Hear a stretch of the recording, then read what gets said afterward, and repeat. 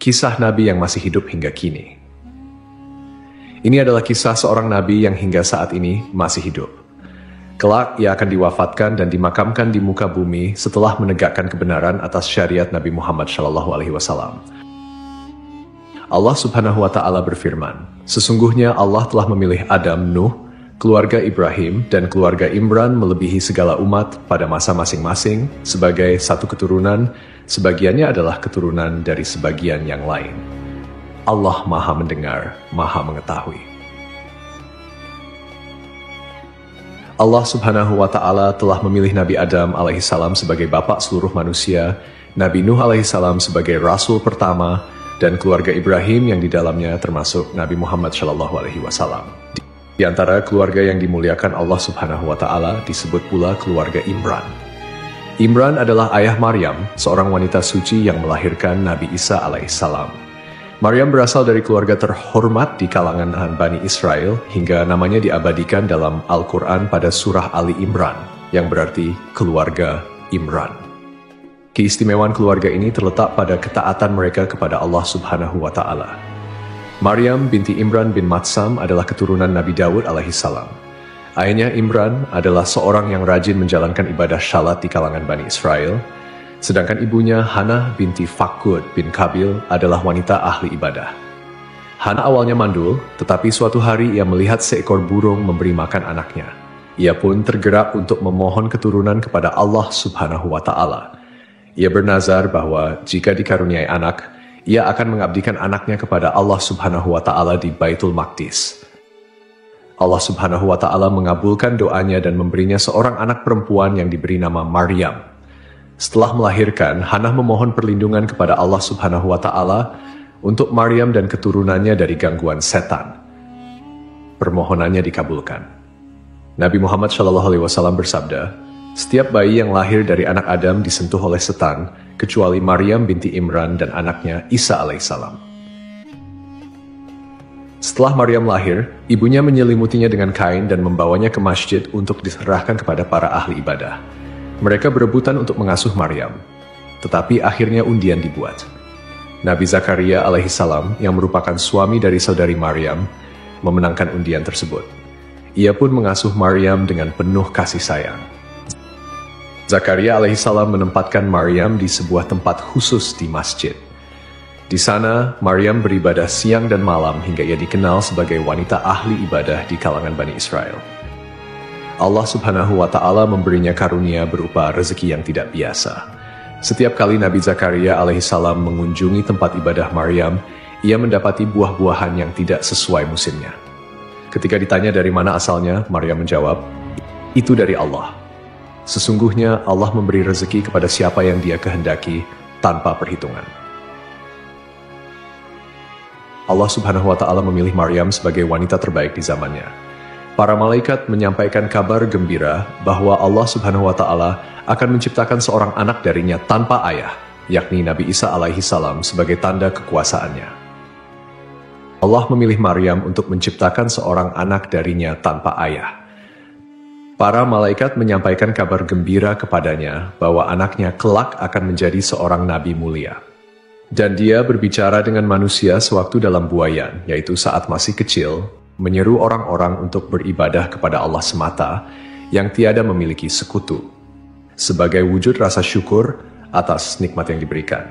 Disebutkan bahwa Maryam terus syalat hingga kakinya pecah-pecah. Semoga Allah meridhainya, merahmatinya, serta merahmati ibu dan ayahnya. Di masjid tersebut, tidak ada seorang pun yang diizinkan masuk selain Nabi Zakaria.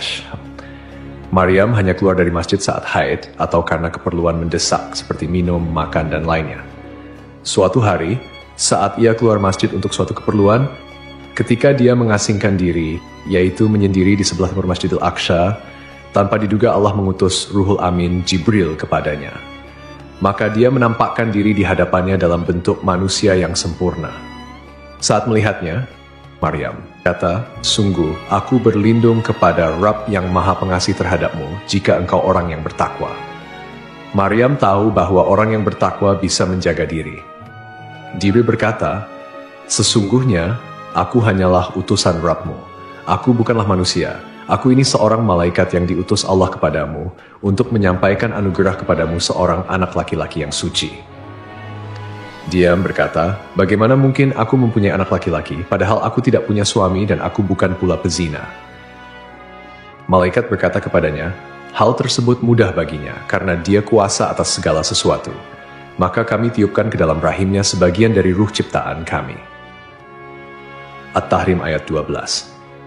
Ketika Maryam mengandung, dia mengasingkan diri dengan kandungannya itu ke tempat yang jauh, karena saat hamil, Maryam sangat sedih. Dia tahu banyak orang yang akan membicarakannya. Berita kehamilan Maryam menyebar di kalangan Bani Israel, hingga belum pernah ada omongan yang menimpa suatu keluarga pun melebihi omongan terhadap keluarga Zakaria. Ketika akan melahirkan, Maryam bersandar di pangkal pohon kurma lalu berkata, aduhai, alangkah baiknya aku mati sebelum ini, dan aku menjadi sesuatu yang tidak berarti, lagi dilupakan. Jibril menyeru Maryam, janganlah engkau bersedih hati. Sesungguhnya Rabbmu telah menjadikan mengalir air anis di bawahmu, dan goyanglah pangkal pohon kurma itu ke arahmu. Niscaya pohon itu akan menggugurkan buah kurma yang masak kepadamu. Maka makan, minum, dan bersenang hatilah engkau. Jika engkau melihat seorang manusia, maka katakanlah, sesungguhnya aku telah bernazar untuk menahan diri, tidak bicara bagi Rabb yang Maha Pemurah. Maka aku tidak akan berbicara dengan seorang manusia pun pada hari ini. Kemudian Maryam membawa bayi itu kepada kaumnya dengan menggendongnya. Saat kaumnya melihat Maryam menggendong bayi, mereka berkata, wahai Maryam, sungguh engkau telah membawa sesuatu yang sangat mungkar. Ayahmu bukan seorang yang buruk perangai, dan ibumu bukan seorang perempuan pezina. Mereka menuduh Maryam berbuat nista dengan Nabi Zakaria. Lalu mereka bermaksud melenyapkannya. Kala situasi kian genting, tak lagi ada kesempatan, tidak mampu mengucapkan dengan kata-kata, dan tawakal kepada zat pemilik keagungan kian besar. Saat itu tidak ada lagi yang tersisa selain ikhlas dan berserah diri. Maka Maryam menunjuk kepada anaknya dan berkata, berbicaralah dengannya karena dia yang akan memberi kalian jawaban. Mereka pun menjawab, bagaimana mungkin kami diminta untuk berbicara dengan anak kecil yang sama sekali belum memahami tutur kata. Selain itu, anak ini masih menyusu dalam buayan dan tidak bisa membedakan mana susu dan mana keju. Sikapmu ini hanya omong kosong yang tak berdasar, mengolok-olok dan menghina kami, karena kau tidak memberikan jawaban yang jelas, mengalihkan perhatian kepada anak kecil yang masih berada dalam buayan. Saat itu, Isa bayi berkata, sesungguhnya aku hamba Allah. Dia memberiku kitab, Injil, dan menjadikanku seorang nabi. Dia menjadikan aku seorang yang diberkahi di mana saja aku berada. Dan dia memerintahkan kepadaku untuk melaksanakan syalat dan menunaikan zakat selama aku hidup, serta berbakti kepada ibuku. Dia tidak menjadikanku seorang yang sombong lagi celaka. Kesejahteraan semoga dilimpahkan kepadaku pada hari kelahiranku, pada hari wafatku, dan pada hari aku dibangkitkan hidup kembali. Ini adalah kata-kata pertama yang diucapkan Isa putra Maryam. Kata-kata pertama yang ia ucapkan adalah pengakuan ubudiyah kepada Rabbnya, dan bahwa Allah adalah Rabbnya. Maka kata-kata Isa ini menyucikan Allah dari perkataan orang-orang zalim yang menyatakan bahwa ia adalah anak Allah. Isa juga membebaskan ibunya dari segala tuduhan zina yang disampaikan oleh orang-orang bodoh terkait kelahirannya. Allah berfirman, itulah Isa putra Maryam yang mengatakan perkataan yang benar yang mereka ragukan. Tidak patut bagi Allah mempunyai anak, maha suci dia. Apabila dia hendak menetapkan sesuatu, maka dia hanya berkata kepadanya, jadilah. Maka jadilah sesuatu itu. Setelah mukjizat yang Allah berikan kepada Nabi Isa alaihissalam, sebagian Bani Israel ada yang beriman, dan sebagian lainnya tetap tidak mau beriman. Nabi Isa lahir di Baitul Lahm, Bethlehem, di dekat Baitul Maqdis, sebuah kota yang terletak sekitar 9,5 km di selatan Yerusalem. Wahab bin Munabbih menyebutkan bahwa kala itu berhala-berhala runtuh di belahan timur dan barat bumi. Para setan pun kebingungan karena kondisi tersebut. Hingga akhirnya Raja Iblis mengetahui berita tentang Isa. Mereka mendapati Isa berada dalam buayan ibunya, sementara para malaikat menatapnya dengan tajam. Saat itu muncul sebuah bintang besar di langit yang membuat Raja Persia merasa khawatir. Ia bertanya kepada para dukun tentang munculnya bintang tersebut. Para dukun berkata, bintang ini pertanda lahirnya seorang bayi agung di bumi. Raja Persia kemudian mengirim utusan dengan membawa emas, sayuran, dan susu untuk dihadiahkan kepada Isa. Saat tiba di Syam, mereka ditanya oleh raja setempat tentang maksud kedatangan mereka. Mereka mengutarakan kejadian sebenarnya. Raja Syam kemudian menanyakan hal itu dan ternyata Isa putra Maryam telah dilahirkan di Baitul Maqdis. Beritanya menyebar luas karena sang bayi bisa berbicara saat masih berada dalam buayan. Raja Syam kemudian mengirim seseorang untuk menunjukkan tempat Isa agar mereka bisa membunuhnya setelah para utusan Raja Syam pulang. Ketika mereka sampai ke tempat Maryam dan menyerahkan sejumlah hadiah, mereka pulang. Lalu ada yang berkata kepada Maryam, para utusan Raja Syam hanya datang untuk membunuh anakmu. Maryam kemudian menggendong bayi Isa dan membawanya pergi ke Mesir. Di sana ia menetap hingga Isa mencapai usia 12 tahun. Allah Subhanahu wa Ta'ala mengajarkan Nabi Isa alaihissalam kitab Taurat dan Injil sebagaimana Allah mengajarkan kitab suci kepada nabi-nabi yang lain. Nabi Isa diutus oleh Allah dengan membawa misi yang sangat penting, yaitu mengajak Bani Israel untuk hanya beribadah kepada Allah semata. Ini adalah inti dari dakwah tauhid yang beliau bawa. Allah juga menunjukkan kepada Bani Israel berbagai mukjizat dan bukti nyata bahwa ajaran tauhid yang dibawa oleh Nabi Isa alaihissalam adalah ajaran yang benar. Sejumlah karamah dan mukjizat tampak pada beliau bahkan saat masih kecil. Di antaranya, suatu ketika seorang dahkan tuan rumah tempat Isa dan ibunya singgah, kehilangan sejumlah uang di rumahnya. Rumah itu hanya ditempati oleh orang-orang fakir, lemah, dan mereka yang membutuhkan bantuan. Dahkan tidak tahu siapa pencurinya. Kejadian itu terasa berat bagi Maryam, juga bagi yang lain, termasuk sang tuan rumah. Mereka tidak bisa mengatasi permasalahan ini. Saat Isa mengetahui hal itu, ia menghampiri dua orang, salah satunya buta dan yang lain lumpuh. Isa berkata kepada si buta, berdirilah dan bawalah kursi ini.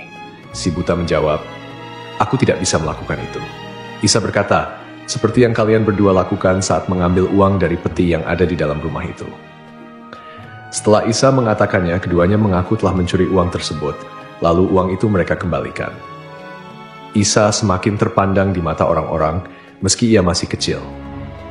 Ingatlah, ketika Allah berfirman, wahai Isa putra Maryam, ingatlah nikmatku kepadamu dan kepada ibumu sewaktu aku menguatkanmu dengan Ruhul Kudus. Engkau dapat berbicara dengan manusia pada waktu masih dalam buayan dan setelah dewasa. Ingatlah, ketika aku mengajarkan menulis kepadamu juga hikmah, Taurat, dan Injil. Ingatlah, ketika engkau membentuk dari tanah suatu seperti bentuk burung dengan seizinku, kemudian engkau meniupnya, lalu menjadi seekor burung yana dengan seizinku. Ketika engkau menyembuhkan orang yang buta sejak lahir, dan orang yang berpenyakit kusta dengan seizinku. Ketika engkau mengeluarkan orang mati dari kubur menjadi hidup dengan seizinku. Ingatlah, ketika aku menghalangi Bani Israel dari keinginan mereka membunuhmu, pada waktu engkau mengemukakan kepada mereka keterangan-keterangan yang nyata, lalu orang-orang kafir di antara mereka berkata, ini tidak lain hanyalah sihir yang nyata. Pada zaman Nabi Isa, manusia sangat tertarik dengan ilmu pengobatan. Maka Allah memberikan mukjizat kepada Nabi Isa terkait hal itu. Beliau bisa menyembuhkan orang yang buta sejak lahir dengan izin Allah, menyembuhkan orang yang berpenyakit kusta, bahkan menghidupkan orang yang telah mati. Nabi Isa juga bisa membuat burung dari tanah liat dan menghidupkannya atas izin Allah. Semua mukjizat itu ditujukan agar Bani Israel menyembah dan hanya beribadah kepada Allah Subhanahu wa Ta'ala semata. Allah juga memberi ilham kepada para pengikut setia Nabi Isa alaihissalam yang dikenal sebagai Al-Hawariyun. Mereka berkata, kami beriman kepada Allah dan Rasul-Nya, dan kami bersaksi bahwa kami adalah orang-orang yang patuh kepada ajaranmu. Namun suatu hari para pengikut itu meminta sesuatu yang luar biasa. Mereka berkata, wahai Isa putra Maryam, bersediakah Tuhanmu menurunkan hidangan dari langit kepada kami? Nabi Isa mengingatkan agar mereka bertakwa kepada Allah dan tidak meminta sesuatu yang berlebihan.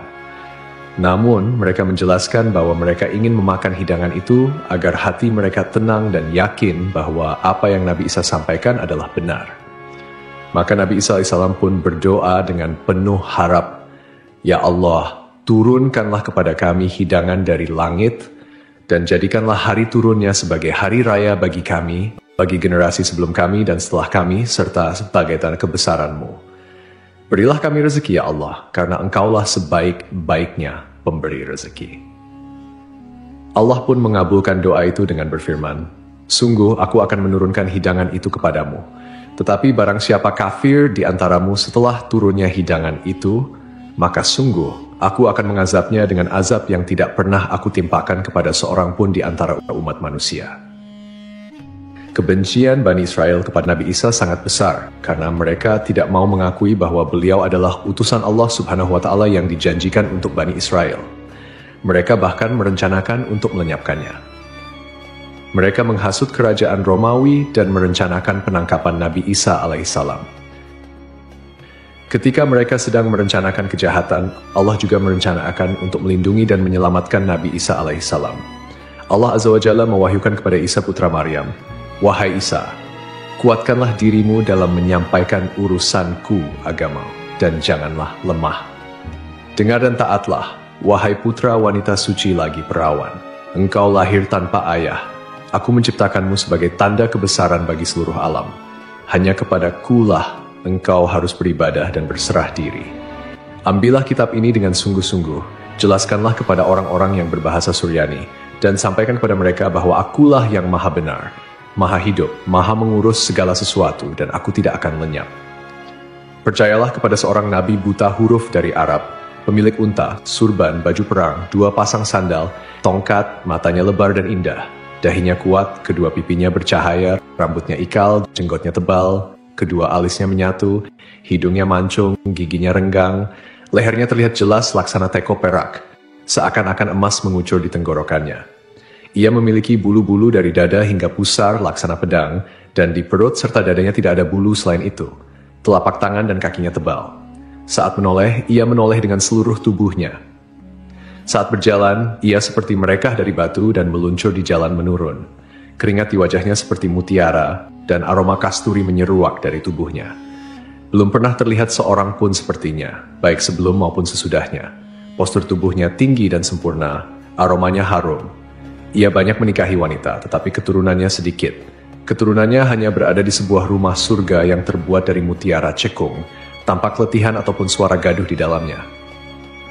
Wahai Isa, rawatlah dia di akhir zaman sebagaimana Zakaria merawat ibumu. Ia memiliki 2 cucu yang syahid. Di sisiku, ia memiliki kedudukan yang tidak dimiliki seorang manusia pun. Perkataannya adalah Al-Quran, agamanya adalah Islam, dan kesejahteraan datang menghampirinya. Tuba bagi siapapun yang menjumpai masanya, menghadiri hari-harinya, dan mendengarkan kata-katanya. Isa bertanya, Ya Rab, apa itu tuba? Allah menjawab, sebuah pohon yang kutanam dengan tanganku.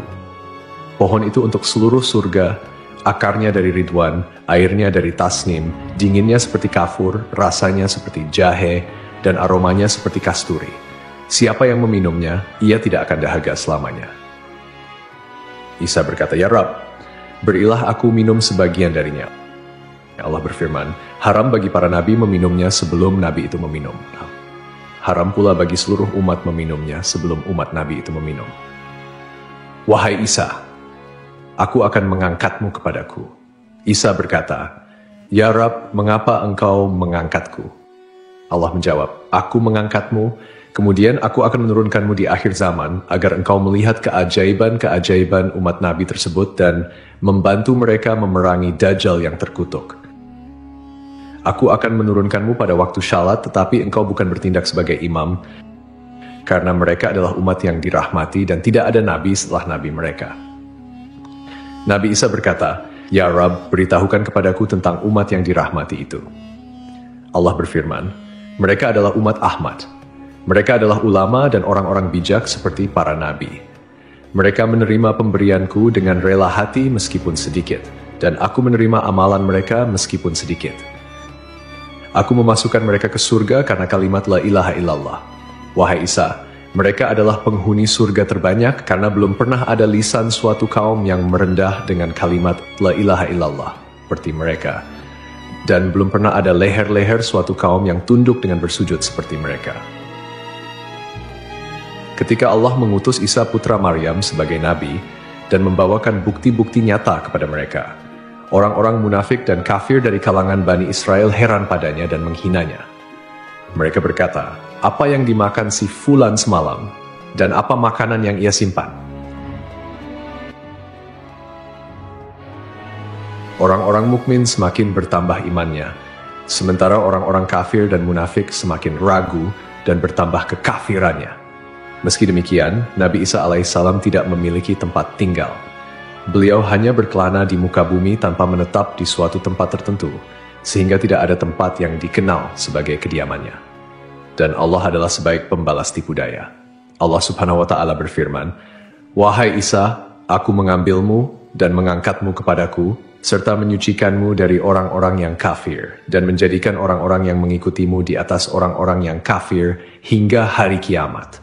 Kemudian kepadakulah engkau kembali, lalu aku beri keputusan tentang apa yang kalian perselisihkan." Allah mengabarkan bahwa Dia mengangkat Nabi Isa ke langit setelah mewafatkannya dengan tidur, menurut pendapat yang lebih syahih. Allah menyelamatkannya dari gangguan orang-orang Yahudi yang menghasut raja kafir pada masa itu untuk membunuh dan menyalibnya. Nama raja tersebut adalah Daud bin Naura. Ia memerintahkan untuk membunuh dan menyalib Nabi Isa alaihi salam. Saat Allah berkehendak untuk mengangkat Nabi Isa ke langit, beliau keluar menemui para sahabatnya. Ketika itu di Baitul Maqdis terdapat 12 pengikut setianya. Nabi Isa keluar dari sebuah sumber air dengan rambut yang masih meneteskan air lalu berkata, "Sungguh, di antara kalian nanti ada yang akan ingkar terhadapku sebanyak 12 kali setelah sebelumnya beriman kepadaku." Kemudian beliau berkata, "Siapa yang mau diserupakan denganku lalu dibunuh sebagai penggantiku, maka ia akan meraih derajat yang sama sepertiku." Seorang pemuda yang paling muda di antara mereka berdiri, tetapi Nabi Isa berkata, "Duduklah." Beliau mengulangi ucapannya dan pemuda itu kembali berdiri. Akhirnya Nabi Isa berkata, "Kaulah orangnya." Allah kemudian menyerupakan pemuda tersebut dengan Nabi Isa. Allah mengangkat Nabi Isa dari loteng Baitul Maqdis ke langit. Tidak lama kemudian, orang-orang Yahudi yang mencari Nabi Isa masuk ke dalam. Mereka menangkap pemuda yang diserupakan itu, lalu membunuh dan menyalibnya. Setelah kejadian itu, para pengikut Nabi Isa terpecah di 3 kelompok. 1. Kelompok Yakubiyah yang berkata, "Allah ada bersama kami selama yang Dia kehendaki, lalu Dia naik ke langit." 2. Kelompok Nasturiyah yang berkata, "Putra Allah bersama kami selama yang Dia kehendaki, lalu Dia mengangkatnya ke langit." 3. Kelompok Islam yang berkata, "Hamba Allah dan Rasul-Nya bersama kami selama yang Dia kehendaki, lalu Allah mengangkatnya kepadanya." Allah Subhanahu wa Ta'ala berfirman, "Tidak ada seorang pun dari ahli kitab kecuali akan beriman kepadanya Isa sebelum kematiannya." Ayat ini mengacu pada masa ketika Nabi Isa alaihissalam akan turun kembali ke bumi pada akhir zaman sebelum hari kiamat. Pada saat itu, beliau akan membunuh Dajjal, menghancurkan salib, membunuh seluruh babi, membatalkan pajak, tidak menerima agama apapun selain Islam. Nabi Isa akan memerintah dengan keadilan, dan seluruh umat manusia akan berserah diri kepada Allah Subhanahu wa Ta'ala. Ahlus Sunnah mengimani bahwa turunnya Nabi Isa alaihissalam merupakan salah satu tanda besar dari dekatnya hari kiamat. Sifat-sifat beliau yang disebutkan dalam berbagai riwayat adalah sebagai berikut. Seorang laki-laki dengan perawakan tidak terlalu tinggi dan tidak terlalu pendek, kulitnya kemerah-merahan, rambutnya keriting, terurai hingga kedua pundaknya, dan tampak selalu basah seperti baru keluar dari kamar mandi. Dadanya bidang. Setelah keluarnya Dajjal dan terjadinya kerusakan besar di muka bumi, Allah akan mengutus Nabi Isa alaihissalam untuk turun ke bumi. Beliau akan memimpin dengan keadilan, menghapuskan segala bentuk kezaliman, dan membinasakan Dajjal. Nabi Isa akan tinggal di bumi selama 40 tahun sebelum akhirnya wafat. Beliau akan dimakamkan di bumi sesuai dengan kehendak Allah Subhanahu wa Ta'ala. Setelah Nabi Isa alaihissalam wafat, kaum muslimin akan mensalatkan jenazah beliau sebagaimana mereka mensalatkan seorang hamba Allah yang syalih. Wallahu alam. Sungguh sangatlah mudah bagi Allah Subhanahu wa Ta'ala untuk menciptakan Nabi Adam alaihissalam tanpa ayah dan ibu, apalagi menciptakan Nabi Isa alaihissalam yang hanya tanpa ayah. Ketika Allah menghendaki sesuatu, Dia hanya berkata, "Kun, jadilah." maka terjadilah apapun yang Dia kehendaki. Oleh karena itu, tetaplah berharap dan bersandar hanya kepada Allah Subhanahu wa Ta'ala semata. Semoga kita dapat mengambil hikmah dari kisah ini dan semakin meningkatkan keimanan kita kepadanya. Wassalamualaikum warahmatullahi wabarakatuh.